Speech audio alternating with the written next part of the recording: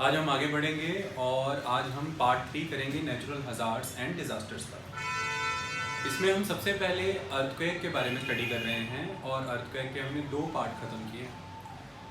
2 parts के बाद आज हमारा ये 3rd पार्ट है। अर्थक्वेक आपका हर एस्पेक्ट में कवर हो रहा है। अगर आप साइंस एंड टेक्नोलॉजी के टॉपिक के अकॉर्डिंग इसे टारगेट करेंगे तो डिज़ास्टर के एस्पेक्ट में अर्थक्वेक को लेकर के क्या रीसेंट डेवलपमेंट्स हैं, किस तरह की साइंटिफिक टेक्नोलॉजीज़, प्रिडिक्शन मेथड्स, सब कुछ आपके कवर्ड हैं। लेटेस्ट ट्रेंड क्या चल रहे हैं, आइस मेल्ट होने का, क्लाइमेट चेंज का क्या इम्पैक्ट है, ग्लोबल वार्मिंग का क्या इम्पैक्ट है, एक्सिस फिगर अर्थ का शिफ्ट हो रहा है उसका क्या इम्पैक्ट है, अर्थक्वेक्स कैसे एक्सिस फिगर को शिफ्ट करते हैं हमने पढ़ा। तो हमने कंसेप्ट को कुछ इस वे में टारगेट किया कि बिगनिंग में हमने सारे बेसिक फिनोमेनास, सभी वेव्स हमने डिटेल में स्टडी की, जितनी भी टर्मिनोलॉजी अर्थक्वेक से रिलेटेड है हमने उसको समझा। हमने अर्थक्वेक के होने के कारण को समझा, उसके इन्फ्लिक्टेड लॉसेस को अच्छे से अंडरस्टैंड किया। दूसरा एस्पेक्ट हमने ये टेकअप किया कि भारत में और वर्ल्ड लेवल पर इसके जोन कौन से हैं मेन, सर्कम पैसिफिक बेल्ट क्या है, मिड कॉन्टिनेंटल बेल्ट कैसे काम करती है, रिंग ऑफ फायर किसे कहते हैं। इंडिया में हर तरह से जोन हमने डीमार्केट किए। सिस्मिसिटी वाइज में हमने जोन डीमार्केट किए, जो पहले के अर्थक्वेक आ चुके हैं उनके बेसिस पर भी हमने डीमार्केट किए। हमने मर्कली स्केल के ऊपर भी उन चीज़ों को देखा, हमने रिक्टर स्केल के ऊपर भी उन चीज़ों को अंडरस्टैंड किया। आज हम आगे बढ़ेंगे उसी में जो हमने कल छोड़ा था। हमने जब कल छोड़ा था तो हमारा टॉपिक यहाँ पर था कि अर्थक्वेक की फ्रीक्वेंसी बढ़ने वाली है और बढ़ रही है, उनकी इंटेंसिटी और मैग्नीट्यूड भी बढ़ने वाला है।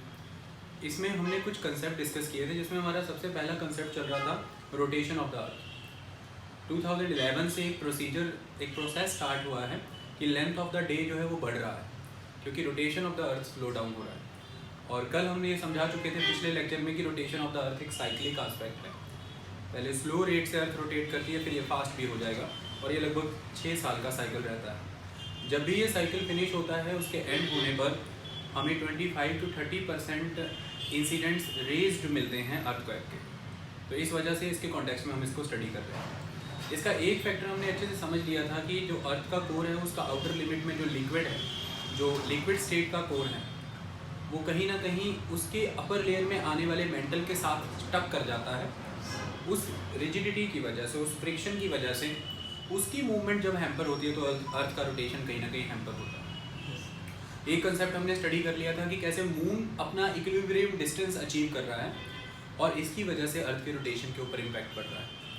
दूसरा कंसेप्ट हमने देखा था कि कैसे जो आर्कटिक रीजन और अंटार्कटिक की आइस मेल्ट हो रही है, ओशियन का वाटर लेवल रेज हो रहा है, इसकी वजह से मास शिफ्टिंग हो रही है, और उस मास शिफ्टिंग की वजह से अर्थ अपने आप को रीबैलेंस करती है, और उस रीबैलेंसिंग की वजह से अर्थ का जो एक एक्चुअल मास बैलेंसिंग एक्सिस है, जो उसके स्विंग एक्सिस से अलग रहता है, जो उसके स्विंग एक्सिस से 33 फुट दूर रहता है, अप्रॉक्स 10 मीटर्स के अराउंड, वो शिफ्ट होता है हर बार अर्थक्वेक आने के बाद। और इस प्रोसीजर पर हम रुके थे। आज हम यहीं से बिगिन करेंगे।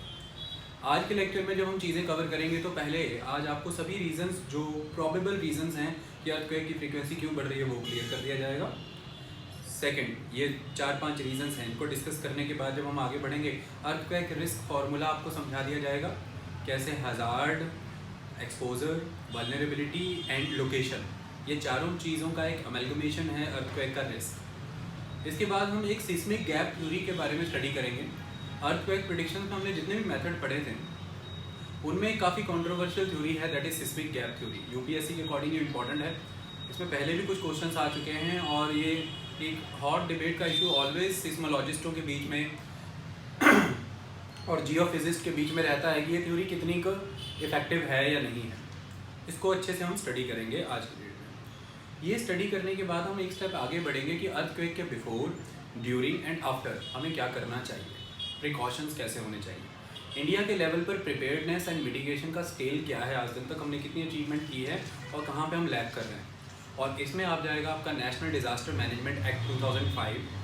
नेशनल डिज़ास्टर मैनेजमेंट एक्ट ने कौन कौन सी बॉडीज़ दी हैं डिफरेंट, और उसके तहत आप आज की डेट में national disaster management authority at the central level, state disaster management authority at the state level and district disaster management authority at the district level study करते हैं। उसका सारा स्ट्रक्चर, फंक्शन, उसका लाइसेंस, कोऑर्डिनेशन सारा हम explain करेंगे। उसके बाद हम आगे बढ़ेंगे कि इसके अंदर और कौन कौन सी बॉडीज़ है, तो national institute of the disaster management, उसके बाद national disaster response force NDRF, national disaster response fund, national disaster mitigation fund, ये सारी चीज़ें, नेशनल एग्जीक्यूटिव काउंसिल, ये सारी चीज़ें आज आपकी डिस्कस हो जाएंगी और इसके तहत हम इस टॉपिक को वाइंड अप कर देंगे। All in all natural hazard and disaster का एक एग्जॉस्टिव कवरेज था, एग्जॉस्टिव, क्योंकि ये इंपॉर्टेंट है आज की डेट में। यूपीएससी का shift, climate change, atmosphere, biodiversity, disasters, इनकी तरफ बहुत तेज़ी से जा रहा है। अगर आप साइंस पढ़ते हैं, इकोलॉजी पढ़ते हैं, बायोडाइवर्सिटी, जोग्राफ़ी या कोई भी ऐसा सब्जेक्ट या साइंस ही पढ़ते हैं, उनमें से इस एरिया से क्वेश्चन ज़्यादा फोकस्ड है, क्योंकि एक्चुअल में economy, society, culture and polity को ये चीज़ें हार्म कर रही हैं। अभी मोज़ाम्बिक में आपने देखा, अभी इदाई नाम का साइक्लोन मोज़ाम्बिक में आया, कल की बात है। उसने किस लेवल पे वहाँ पे लोगों को हार्म किया है, किस स्केल पे हार्म किया है। यूनाइटेड नेशन का प्रेडिक्शन है कि अब फ्लड्स आएंगे वहाँ पर, क्योंकि रेनफॉल का लेवल बढ़ रहा है। तो बड़े पैमाने पर लाइफ जो है वो पूरी तरह से डिसमेंटल हो जाती है। उसी से आप एक विशियस साइकिल में एंटर होते हैं कि आप पॉवर्टी से बाहर ही नहीं आ पाते। आपने जो लोन्स लिए होते हैं आप उसे रीपे नहीं कर पाते। एजुकेशन पूरी तरह से त्रस्त हो जाता है। जितना भी अब तक का हमने मिटिगेशन प्रिपेयर्डनेस स्ट्रक्चर होता है वो लॉस हो जाता है। डेवलपमेंट इंफ्रास्ट्रक्चर, आपके ब्रिजेस हैं, रेलवेज, कम्युनिकेशन लाइंस हैं, सब ठप हो जाते हैं। स्कूल, एजुकेशन सिस्टम, और बड़े लेवल पर एपिडेमिक्स फैलते हैं, बीमारियाँ फैलती हैं। ये एक इम्पॉर्टेंट है। अब आज सुबह की खबर थी कि केवल और केवल हर घर से सांप ही सांप निकल रहे हैं, तो ये एक इम्पॉर्टेंट आस्पेक्ट है। तो इसलिए ये टॉपिक शिफ्ट हो रहे हैं, क्योंकि इंसानी ज़िंदगी से, अर्थव्यवस्था से, और ये चीज़ें प्रभावित होंगी तो नेचुरली राजनीति प्रभावित होगी, आपका संस्कृति प्रभावित होगी।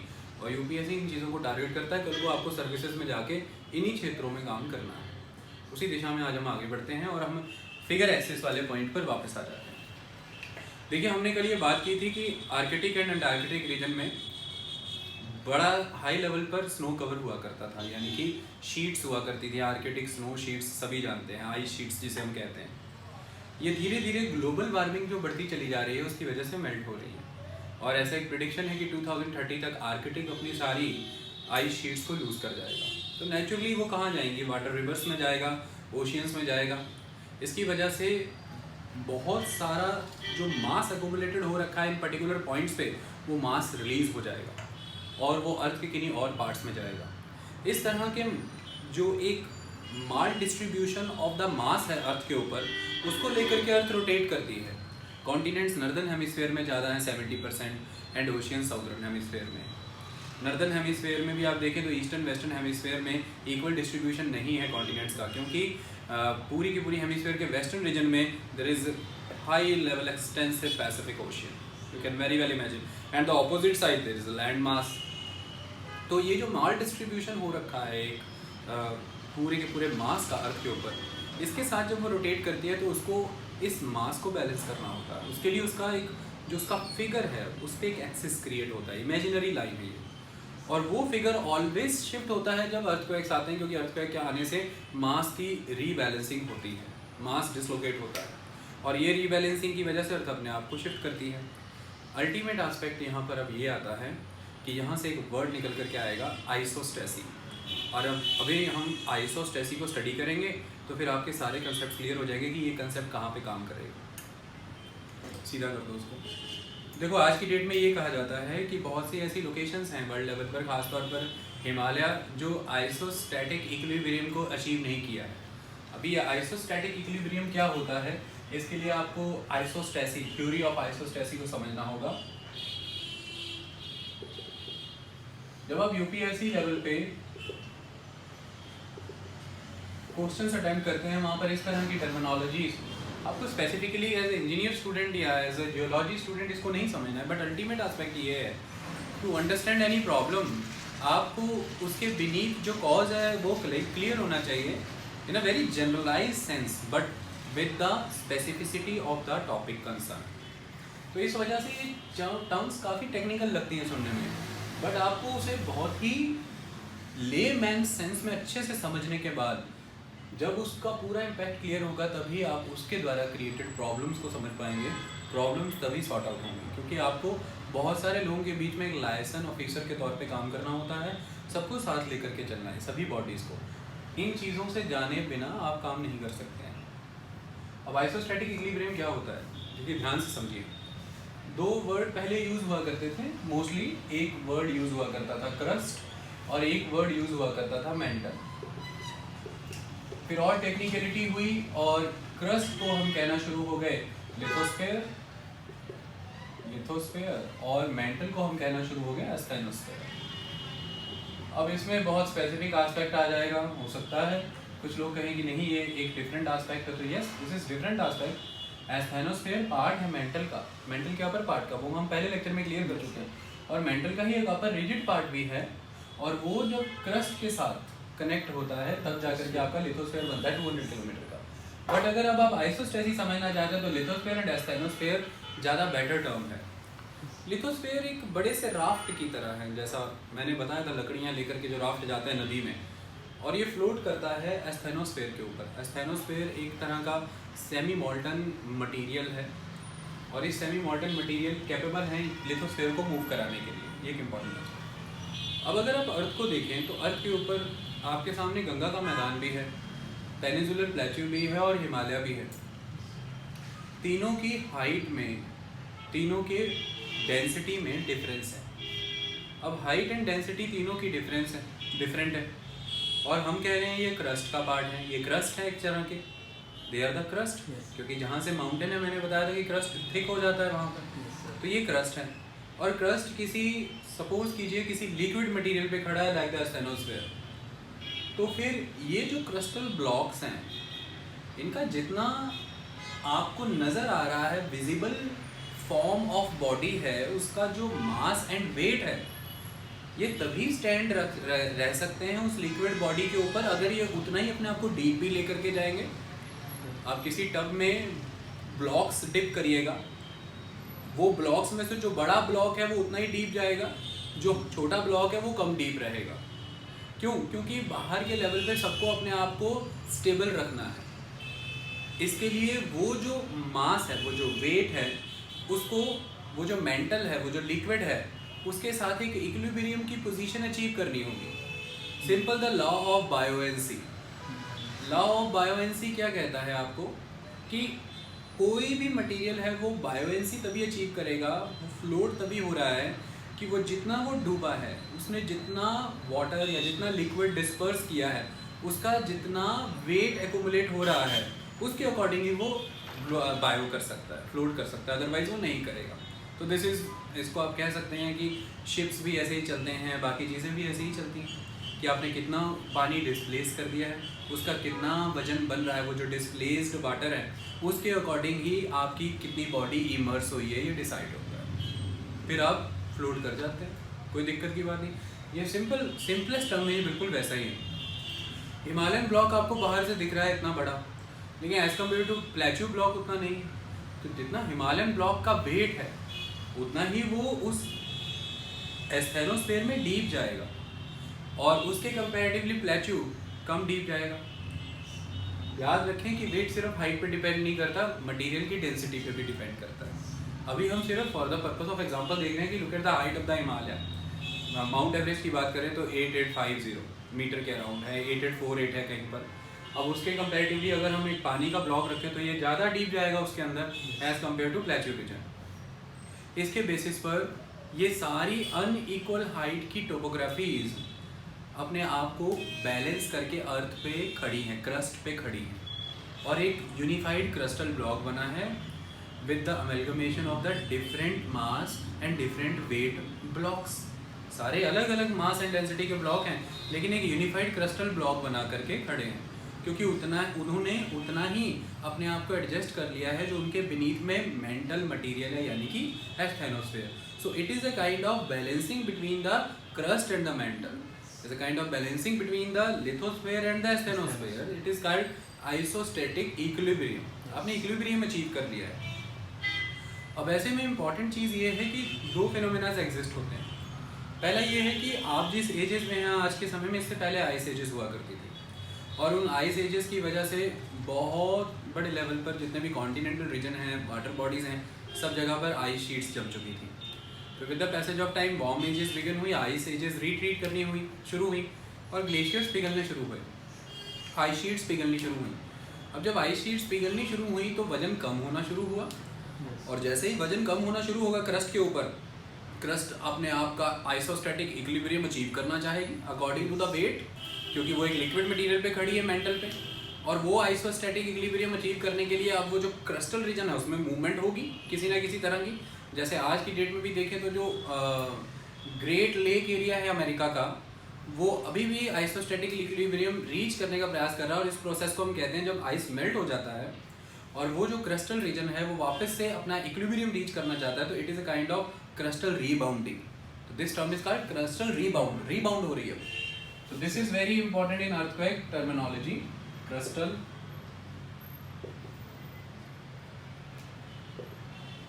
रीबाउंडिंग। इसी तरह से हिमालय के बारे में कहा जाता है कि हिमालय के पास भी आइसोस्टैटिक इक्विलिब्रियम नहीं है। आज की डेट में आइसोस्टैटिक इक्विलिब्रियम की स्टेटमेंट वो नहीं है। क्यों? क्योंकि 5 सेंटीमीटर जो इंडियन प्लेट है आज भी यूरेशियन प्लेट के बीनीथ चली जा रही है। इसकी वजह से हिमालय की हाइट इस वजह से बढ़ती चली जा रही है। अब हिमालय की हाइट बढ़ती चली जा रही है तो फिर वो उसको उतना ही बीनीथ भी जाना है ना, उतना ही मेंटल में भी तो जाना है ना, क्योंकि हिमालय से डायनेमिक ना, उसकी हाइट आप देखिए बढ़ती चली जा रही है। जितना हाइट आप बढ़ते चले जा रहे हैं आप उसको उतना कंटेंट प्रोवाइड कर रहे हैं ना, क्योंकि प्लेट्स जो हैं उतना ही कंटेंट उसको प्रोवाइड कर रही है, तभी उसका हाइट रेज हो रहा है। और जितना हाइट रेज हो रहा है नेचुरली कुछ मास डेंसिटी वेट गेन कर रहा है, उतना ही फिर उसको मेंटल रीजन में खुद को खड़े रखने के लिए कि वो गिर ना जाए हिमालय। अगर सपोज मैं एग्जांपल करूं कि पेड़ गिर ना जाए, उतना ही उसको मिट्टी का सपोर्ट या मिट्टी के अंदर घुसेड़ना होगा, तो उतना ही हिमालय फिर अपने आप को बैलेंस करना चाहेगा। तो it is very much in the dynamic state, तो वो अपना इक्विलिब्रियम अचीव कर रहा है। ये एक इंपॉर्टेंट एस्पेक्ट है, ये पहली बात। और दूसरा, बड़ी तेज़ी से ग्लोबल वार्मिंग की वजह से हिमालयन रीजन में ग्लेशियर्स मेल्ट हो रहे हैं, आपने देखा।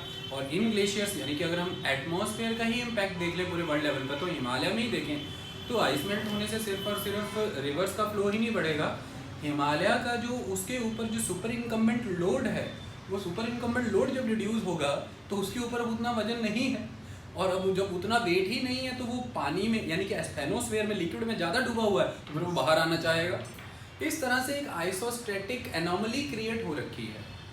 ये एनोमली ही कहीं ना कहीं अर्थक्वेक्स को न्योता देती है, क्योंकि क्रिस्टल रीजन में जब भी मूवमेंट होगी कोई भी अपनी नॉर्मेंसी को अचीव करने के लिए, उसके रिलेटेड उसकी शीयर स्ट्रेंथ में डिफरेंसेस आते हैं, और शीयर स्ट्रेंथ में डिफरेंसेस आना ही कहीं ना कहीं जो अर्थक्वेक से रिलेटेड वेव एनर्जी है उसको रिलीज करने में या एक्यूमुलेट करने में रिस्पॉन्सिबल होता है। तो that's why these regions are seismically active regions. तो इसकी वजह से अगर हम आज की डेट में देखें तो इतने बड़े लेवल पर जब आइस मेल्ट हो गई है, वो ऊपर उठा देता हूँ, जब आइस मेल्ट हो गई है तो अब उन पर्टिकुलर एरियाज में आइसोस्टैटिक इक्विलिब्रियम अचीव करने का प्रयास किया जाएगा। सबसे पहले तो अर्थ ने ही उसको मास को रीबैलेंस करने के लिए अपना एक्सिस फिगर शिफ्ट कर रही है, और उसके अकॉर्डिंग अब रोटेशन हो रही है, तो रोटेशन के ऊपर तो एक इम्पैक्ट पड़ ही रहा है, रोटेशन स्लो डाउन हो रहा है। दूसरा कि आइसोस्टैटिक इक्विलिब्रियम भी अचीव करने का प्रयास किया जाएगा, क्योंकि स्नो जो जितनी भी थी आर्कटिक अंटार्कटिक रीजन में, उसकी वजह से भी अर्थक्वेक की प्रॉक्सिमिटीज बढ़ेगी। अब ये सारे कंसेप्ट के अकॉर्डिंग अभी ये तो क्लियरली नहीं कहा गया है कि अर्थक्वेक अल्टीमेटली किस एरियाज में बढ़ेंगे, लेकिन ऐसा प्रिडिक्ट माना जाता है कि ये इक्वेटोरियल रीजन में बढ़ने की टेंडेंसी है। आने वाले समय में 2018-19 और इससे ऑनवर्ड्स इक्वेटोरियल रीजन में आपको अर्थक्वेक बढ़ते हुए नजर आएंगे। एक इंपॉर्टेंट एस्पेक्ट क्लियर हुआ। इसी तरह से आपकी जो क्रस्ट है वो टिकी रहती है, हिमालय का इरोजन होगा, हिमालय का इरोजन हुआ तो उसका वेट रिड्यूस हुआ, तो वो अपने आप को आइसोस्टैटिकली इक्विलिब्रियम में लाएगा।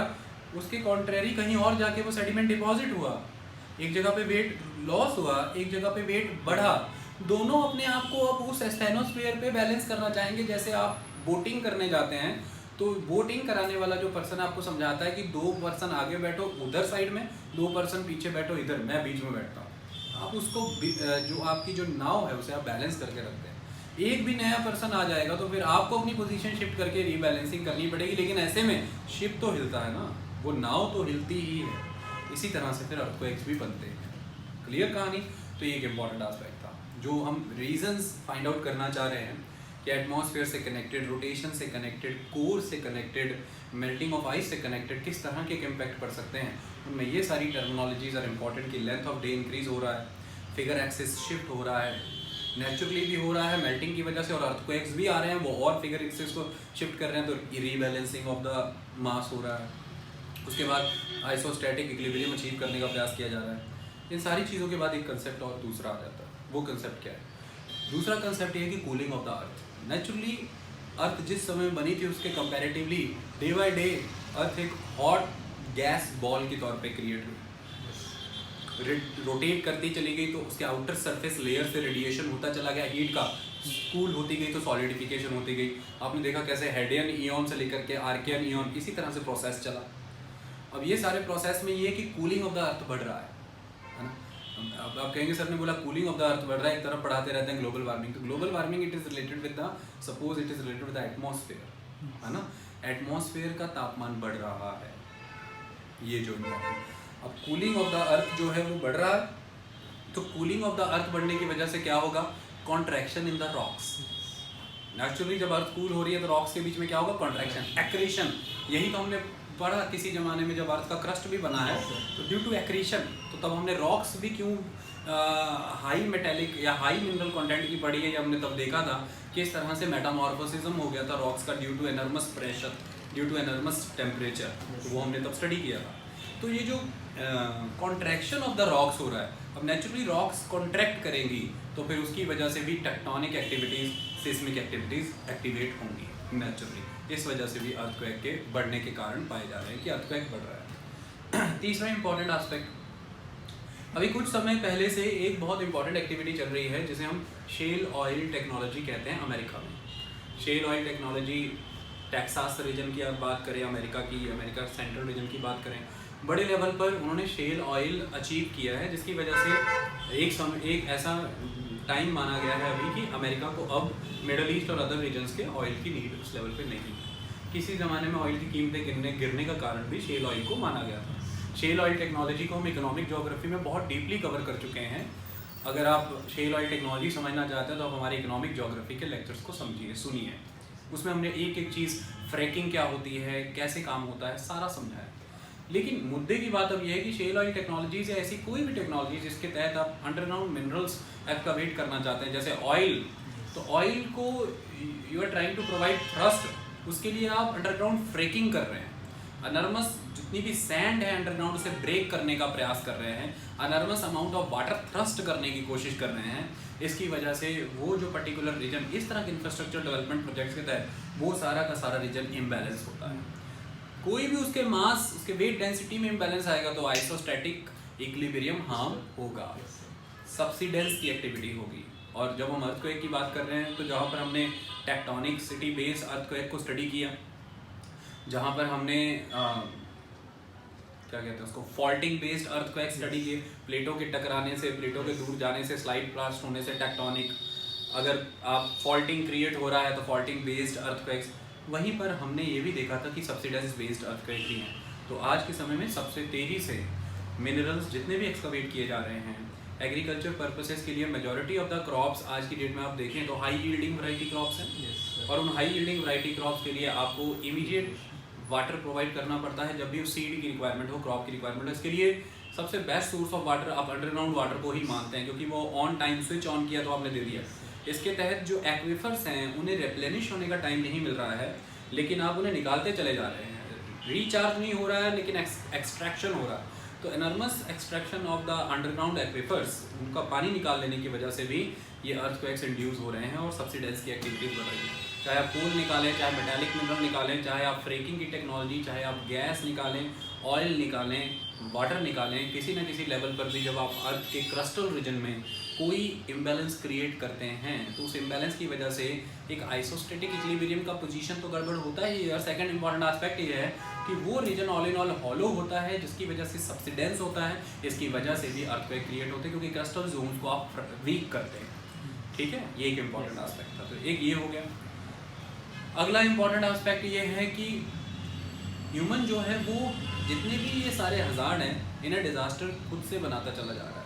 वो किस तरह से डिज़ास्टर बना रहा है? मेजॉरली ये वो 1950s के बाद का दौर है जिसमें जितनी भी लीस्ट डेवलप्ड, अंडर डेवलप्ड और डेवलपिंग कंट्रीज इन्हें इंडिपेंडेंस अचीव हुई, क्योंकि यूरोपियंस का रूल हुआ करता था, स्पेनिश, पोर्तुगीज, यूरोपियन अमेरिकन, इन्हें इंडिपेंडेंस अचीव हुई आफ्टर सेकेंड वर्ल्ड वॉर। और उस इंडिपेंडेंस के बाद they all embarked on the plan of economic growth. अब ये इकोनॉमिक ग्रोथ के प्लान के दौरान हो ये रहा है कि कहीं ना कहीं किसी लेवल पर तो आपने एक इकोनॉमिक सस्टेनेबिलिटी प्रोवाइड कराई है अपनी पॉपुलेशंस को। उनकी वजह से आज उनका बेटर लिविंग स्टैंडर्ड डेवलप हो रहा है डिफरेंट एरिया में। एजुकेशन है, हेल्थ है, हाउसिंग है, इंफ्रास्ट्रक्चर है, कुछ भी है।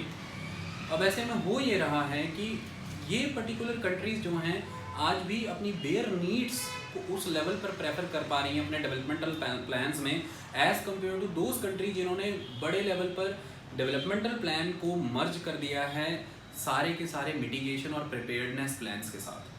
आज भी इन कंट्रीज़ के development plan mitigation and preparedness plan के साथ कम्प्लीटली अडेप्टेबल नहीं है, क्योंकि डेवलपमेंट को तरजीह ज़्यादा है as compare to mitigation, climate change, as compare to environment impact assessment, या फिर किसी ना किसी तरह की जो प्रिपेयर्डनेस आपको करनी होती है। उस वजह से अगर आप देखें तो मेजॉरिटी ऑफ दीज कंट्रीज़ यहाँ पर जितने भी सिस्मिकली प्रोन एरियाज़ हैं उस तरफ डेवलपमेंट बढ़ती चली जा रही है, और that to lack of codes of the building, lack of implementation, lack of high level attitude the policy maker and the implementer. इन सारे रीजन्स की वजह से हज़ार्ड्स तो थे, फॉल्ट तो एग्जिस्ट करते ही थे, आपने उन रीजन्स को अप्रोच बड़ी तेज़ी से करना शुरू कर दिया है, जिसकी वजह से भी आने वाले दिनों में अर्थक्वेक बढ़ने वाले हैं। और सबसे बड़ा एग्जांपल अगर आप देखें तो दिल्ली का एग्जांपल कोट किया जा रहा है कि बहुत बड़े अर्थक्वेक की वेट है। दिल्ली बहुत प्रॉक्सिमिटी में है हिमालयन फॉल्ट लाइन के, और ऐसे में दिल्ली के अराउंड जितना भी मशरूम हुआ है सारा national capital region, satellite areas जो डेवलप हुए हैं, गुरुग्राम है, नोएडा है, गाजियाबाद, फरीदाबाद, यहाँ पर आपको बहुत ही लॉफ्टी एंड टॉल बिल्डिंग्स नजर आएंगी। सबसे इम्पॉर्टेंट चीज़ ये है कि जो दिल्ली है उसकी जो सॉइल है वो बहुत ही लूज है, उसकी जो रॉक्स हैं वो क्रश्ड रॉक्स हैं जिन्हें मुर्रम कहते हैं। इट्स अ मुर्रम रॉक्स हैं। ऐसे में आपको पता है अर्थक्वेक का इम्पैक्ट ज़्यादा ज़बरदस्त आता है इन तरह की रॉक्स में, चाहे वो लूज सॉइल्स हों, चाहे मुर्रम रॉक्स हों। इस तरह की में जब आप पॉपुलेशन एक्सेस होती चली जा रही है, बिल्डिंग्स इतनी इनक्लोज्ड हैं, ओपन स्पेसेस वहाँ पर रहे नहीं हैं, बिल्डिंग भी स्टिल्ट है, नीचे पिलर दिए जा रहे हैं for the purpose of parking because you are having no space for the parking. इन सारे कारणों से आपका वह हज़ार्ड जो उसमें आप थे ही, आप सिस्मिक जोन 4 में आते हैं दिल्ली में, एनसीटी, अब वो डिज़ास्टर हो गए हैं। तो बड़े लेवल पर आने वाले समय में जो आपको डिज़ास्टर फील करने पड़ेंगे उनके कुछ रीजंस मैंने आपको कल ही दे दिए थे कि एक तो टेक्नोलॉजी बढ़ गई है, हम उन्हें ऑब्जर्व कर सकते हैं, लोगों में अवेयरनेस बढ़ गई है, रिपोर्टिंग ज़्यादा हो रही है, और तीसरा लोग अब due to enormous population, due to the development plans जिनमें भी प्लानिंग वीक है, जिनमें अभी डेवलपमेंट में आपने एम्बेडेड नहीं रखा है मिटिगेशन को उस लेवल पर, आपके लिए प्रॉस्पेरिटी इस टाइम पर इंपॉर्टेंट है ताकि आप अपने लोगों को एटलीस्ट फूड दे सकें, एम्प्लॉयमेंट दे सकें, पॉवर्टी से एलिवेट कर सकें, बाहर ला पाए। तो उस समय में आप गवर्नमेंट के पास इतना फंड नहीं रहता कि वो इस तरह की मिटिगेशन टेक्नोलॉजीज़ पे इतना इन्वेस्ट भी कर सकें और अपने डेवलपमेंटल प्लान्स को हैम्पर भी कर पाएँ कि हमें मिटिगेशन की तरफ ज़्यादा फोकस करना है। तो यही एक इंपॉर्टेंट एस्पेक्ट है जिस वजह से भी अर्थक्वेक आने वाले समय में बढ़ने वाले हैं। ऑल इन ऑल जितने भी प्रॉबेबल रीजंस हो सकते थे वो सारे के सारे शेयर कर लिए गए हैं आपके साथ। तो इतने सेंसिटिव टॉपिक्स में इससे ज़्यादा कुछ रीजंस और हैं वो शेयर करने नहीं बनते because they are not at authentic. Okay, ये सारा का सारा एक ऑथेंटिक कंसेप्ट था। अब जब हम बार बार ये सारे कंसेप्ट की बात कर रहे हैं तो एक इंपॉर्टेंट कंसेप्ट आता है, रिस्क क्या है, अर्थक्वेक का रिस्क कैसे आप देखते हैं कि कितना रिस्क आपके पास एग्जिस्ट कर रहा है। तो अर्थक्वेक रिस्क,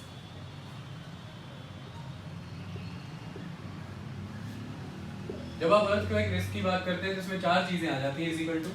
सबसे पहला आ जाता है आपका हज़ार्ड। हज़ार्ड का मतलब यहाँ पर यह है कि इतना का टेरिफाइंग अर्थक्वेक वहाँ पर आया है जो जितने भी वीकेस्ट मैन मेड स्ट्रक्चर हैं उन्हें लॉस कर सकता है। इतना का टेरिफाइंग अर्थक्वेक तो आया है कि जो वीकेस्ट मैन मेड स्ट्रक्चर्स हैं उन्हें वो लॉस कर सकता है। ट्रांसपोर्ट है, कम्युनिकेशन है, कुछ भी है।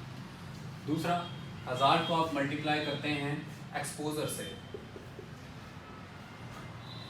अर्थक्वेक रिस्क इस बात पे डिपेंड करता है कि वो जो हज़ार्ड है जिस एरिया में आप अर्थक्वेक एग्जिस्ट कर गया है, अकरेंस हुई है, वो पर्टिकुलर अकरेंस को कितना एक्सपोजर है लोगों का, बिल्डिंग्स का, roadways, railways, dams, bridges.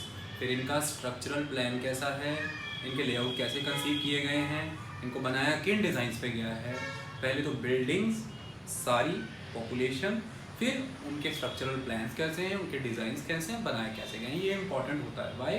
Because आपकी कंट्री के एक्सपोजर की अगर हम बात करें, इंडिया के एक्सपोजर की बात करें, पाकिस्तान के एक्सपोजर की बात करें, तो इंडिया पाकिस्तान का जो एक्सपोजर है ये कहीं ज़्यादा है as compare to exposure of the Japan.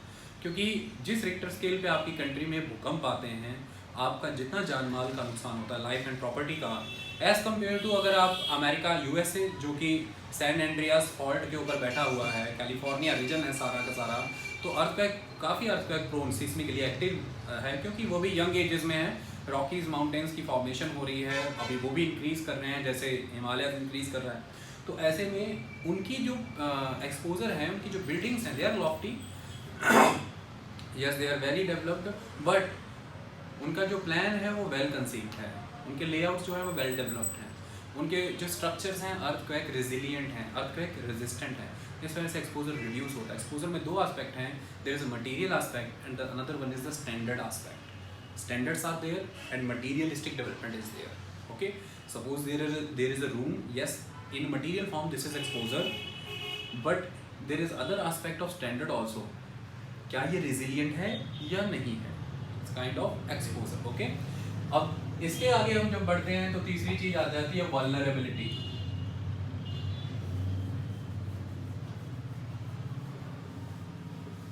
जब हम vulnerability की बात करते हैं तो बात आती है damageability, कि जितना भी आपका एक्सपोजर है, जो आपका एक्सपोजर हो रखा है, उस हज़ार्ड को, पीछे की तरफ अब हम जाएंगे, जो आपका एक्सपोजर हो रखा है उस हज़ार्ड को, वो एक्सपोजर में डैमेजेबिलिटी के चांसेस कितने हैं, इट इज़ अ वल्नरेबल।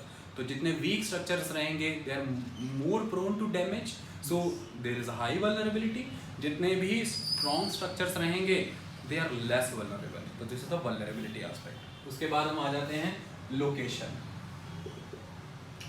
आपकी लोकेशन पे डिपेंड करता है कि आप एपी सेंटर से कितना दूर हैं, उस पर डिपेंड करेगा कि आप वल्नरेबल कितने हैं। वल्नरेबिलिटी डिपेंड कर जाती है कि एक्सपोजर किस तरह का है और एक्सपोजर किसको हो रहा है, हज़ार्ड को। इस तरह से मल्टीप्लाई है hazard into exposure into vulnerability into location.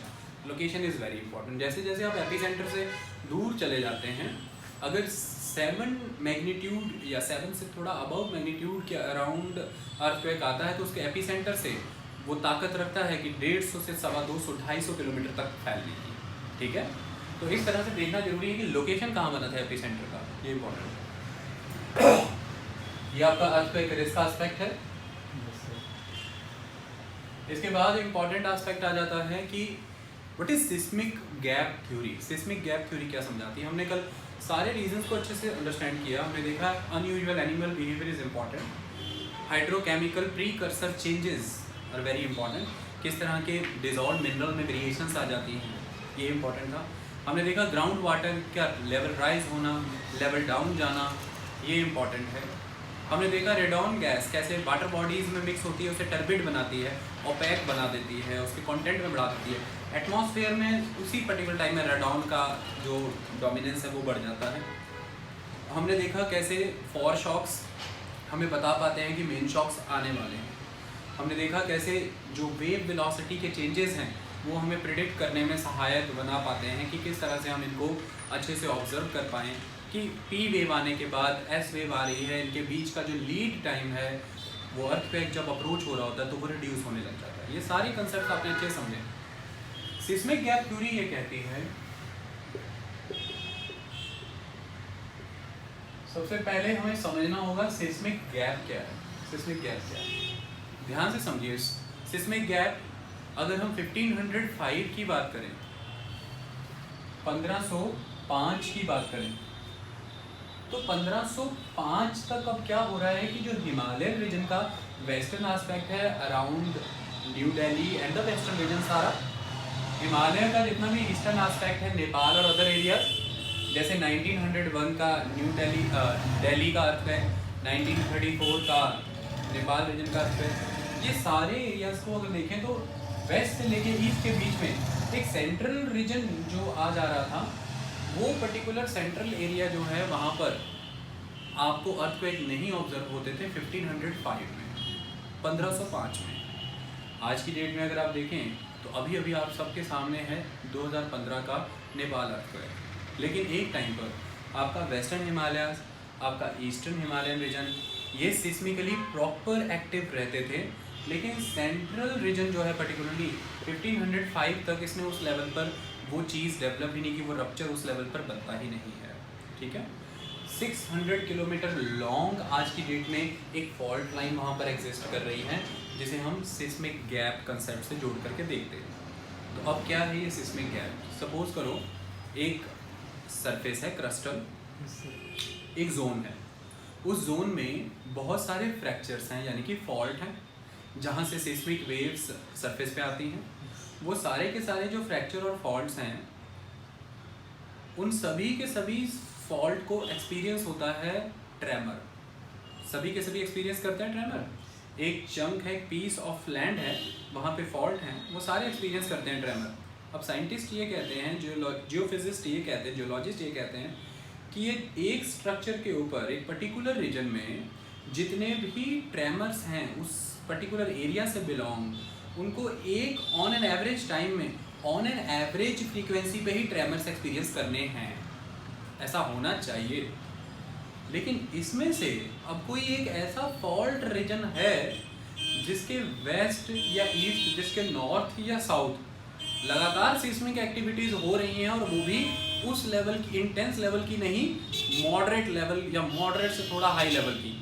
लेकिन वो पर्टिकुलर एरिया शांत पड़ा है बिल्कुल, लगभग काफ़ी लंबे समय से, 20 साल हो गए, 30 साल हो गए।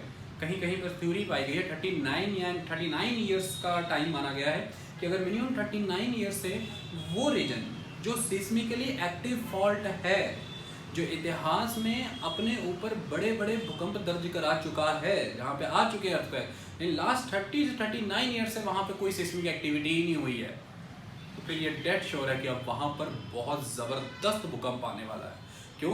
क्योंकि उस पर्टिकुलर गिवन एरिया का जो सारा स्ट्रक्चर था, उस स्ट्रक्चर में जितने भी फॉल्ट उसके ही भाई बंधु से जुड़े हुए फॉल्ट थे, उन सभी में सिस्मिक एक्टिविटी होती ही रहती है और एन एवरेज बराबर चलती हैं। इसकी वजह से वो उस लेवल पर एनर्जी एक्यूमुलेट करके रखे ही नहीं है कि इतना बड़ा शॉक वो दें।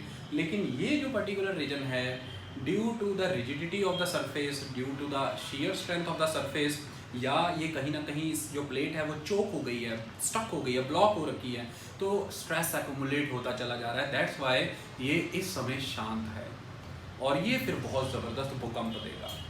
ठीक है, तो सिस्मिक गैप वो पर्टिकुलर एक्टिव फॉल्ट जोन है जिसके फ्लैंक पे, जिसके फ्लैंक्स पे, यानी कि जिसके बॉर्डर पे, उसी पर्टिकुलर गिवन एरिया के जो स्ट्रक्चर है, इसके साथ के बने फॉल्ट एक्टिव ही हैं लगातार, लेकिन ये इस फ्लैंक रीजन से बिल्कुल अलग बिहेव कर रहा है, एक्टिविटी नहीं दिखा रहा है। ये करेगा अब जबरदस्त भूकंप, ये प्रिपेयर आपको रहना है, ऐसा माना जाता है। तो अब इसके कई कारण बताए गए हैं कि ऐसा जरूरी भी नहीं है कि ये करेगा। इसका क्रिटिसिज्म बहुत है। क्रिटिसिज्म ये कहा जा रहा है कि अब इस पर्टिकुलर फॉल्ट जोन में सिस्मिक एक्टिविटी इसलिए नहीं हो रही, शायद वो जो एक्यूमुलेटेड एनर्जी है उसको उस पर्टिकुलर स्ट्रक्चर में, वो जो पर्टिकुलर स्ट्रक्चर है उसमें बहुत सारे अदर आउटलेट्स मिल जा रहे हैं, तो वो कंटिन्यूस फॉर्म में निकलती जा रही है एनर्जी। इसकी वजह से वो इस पर्टिकुलर एरिया से ऑब्जर्व ही नहीं हो रही है। तो कोई ऐसी बात नहीं है कि ये अगर किसी तरह का ट्रेमर या अर्थक्वेक नहीं दिखा रहा है तो इसके बीनीथ बहुत एनर्मस अमाउंट ऑफ एनर्जी एक्यूमुलेटेड है, ऐसा भी नहीं है, क्योंकि उसके सराउंडिंग रीजन से वो ये तर्क दे रहे हैं कि निकलती चली जा रही, कोई दिक्कत की बात नहीं है। एक ये क्रिटिसिज्म भी है, लेकिन एक ये कंसेप्ट भी है कि ऐसा होता है और कहीं कहीं पे ये पाया भी गया है, और हिमालयन रीजन में भी ऐसा एक सिस्मिक गैप एग्जिस्ट करता है। सिस्मिक गैप थ्योरी क्या कहती है? सिस्मिक गैप थ्योरी ये कहती है कि जिस भी particular segment of the rock में से continuous emission of the velocity, यानी कि कंटिन्यूसली आपको अर्थक्वेक एक मॉडरेट लेवल के ऑब्जर्व होते ही रहते हैं, वहाँ पे कभी भी कोई बड़ा शॉक नहीं आएगा।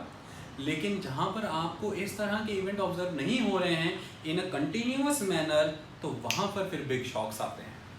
ये सिस्मिक गैप थ्योरी कहती है, और ये सिस्मिक गैप कंसेप्ट है। ठीक है, किसी भी एक पर्टिकुलर सिस्मिकली एक्टिव स्ट्रक्चर का के ऊपर जितने भी फॉल्ट हैं, उन फॉल्ट्स में से उन फॉल्ट्स में से उस फॉल्ट का वो सेगमेंट है जो एक्टिव नहीं है काफ़ी लंबे समय से, जिसके इतिहास में वो एक्टिव रहता था, बहुत बोला करता था, चुप है कई समय से, अब करके दिखाएगा कारनामा। ये इम्पोर्टेंट, ठीक है? Yes sir. अब ये भी आपका कवर हो चुका है अच्छे से, ऑलमोस्ट सारे कंसेप्ट कवर हो चुके हैं। अब हम करेंगे कि प्रिकॉशंस किस तरह की रखनी चाहिए। आप कहें कि बचपन की किताबों में भी लिखा होता था, एनसीईआरटीज़ में, मॉरल साइंस और अदर बुक्स में, ज्योग्राफी की बुक में, कि ऐसे एक दूसरे की सहायता करनी चाहिए ऐसे मौके पे, यही सब आपकी भी बुक में लिखा है। लेकिन जो बचपन में लिखा होता है तो वो बड़े हो के याद आता नहीं है, और एग्ज़ाम में जब क्वेश्चन आता है हम भूल जाते हैं कि क्या लिखना चाहिए। तो एक बार ये बातें चर्चा कर ली जाए तो फिर हमेशा याद रहती हैं। चर्चा अवश्य होनी चाहिए, इसलिए अभी चर्चा की जाएगी, ठीक है?